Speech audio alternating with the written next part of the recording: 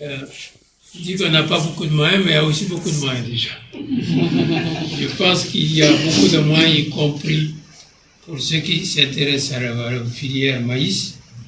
Il y a un créneau extrêmement intéressant. Il y a tout un travail qui est en cours pour rendre disponibles les semences sélectionnées, hautement productifs, et accompagner les acteurs qui s'impliquent là-dedans. Pour l'arboriculture également, pour ce qui est des mangues et d'anacardes, le projet a quand même les moyens de faire quelque chose, y compris ce qu'il faut en termes de renforcement capacité. Pour la partie projet, toujours qui intéresse bien sûr tous les acteurs, il a souligné le cas du Fonds vert climatique. Il y a un financement qui vient d'être approuvé sur demande du gouvernement avec l'appui de la Banque africaine de développement. Le Fonds vert climatique pour l'Agropole Sud vient d'être approuvé pour un montant additionnel de 33 millions de $. C'est un montant additionnel en plus de ce que l'Agropole Sud déjà mobilise. Et il est focus énormément sur les parties, bien sûr, rendre vers un peu le développement d'énergie verte, adaptation, etc.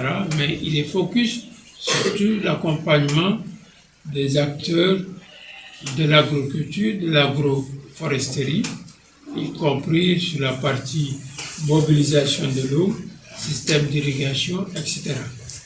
Y compris les aspects clôture, etc. Donc c'est quand même un élément important sur la partie subvention, mais très clairement, le projet, l'agropole, c'est vraiment orienté marché.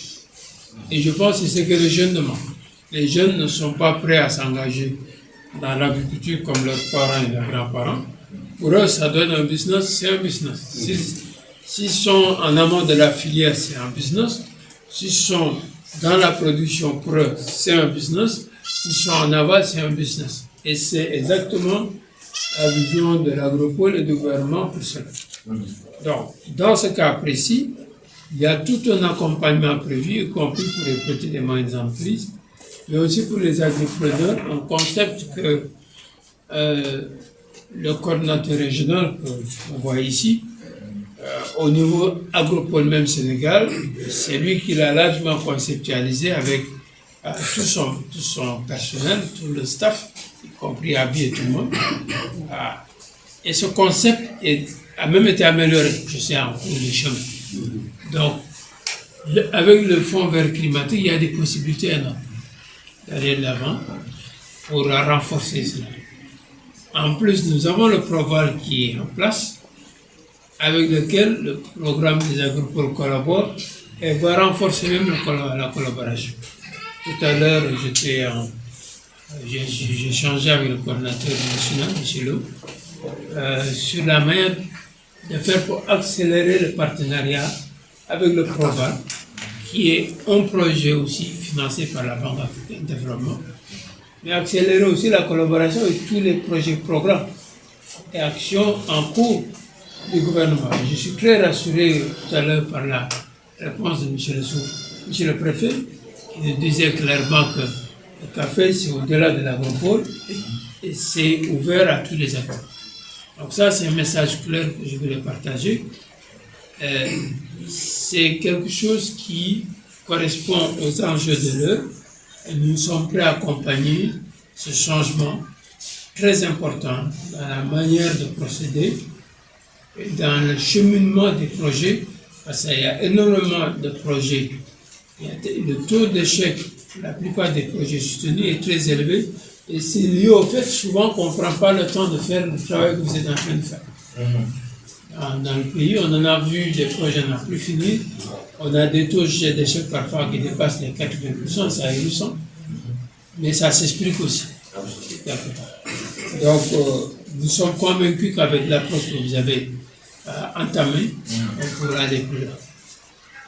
Nous aussi, nous sommes prêts, je pense, M. Lo, il y a beaucoup d'expériences qui se font ailleurs. Quand vous avez du bootcamp, tout de suite, ça m'est revenu.